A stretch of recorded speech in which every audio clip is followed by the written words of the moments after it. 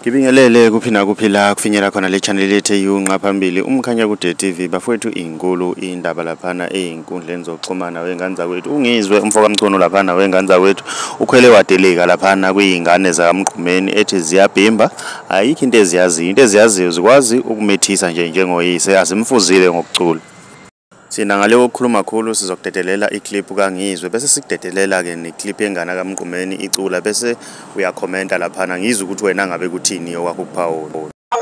Ithalente lakho likwazile ukuphila lenza lafika esikhathini samanje kwasho ukuyidla lelo mabhimba kodwa uNkulunkulu wamzini nje simfuze ngokumithisa hayi ngokucula.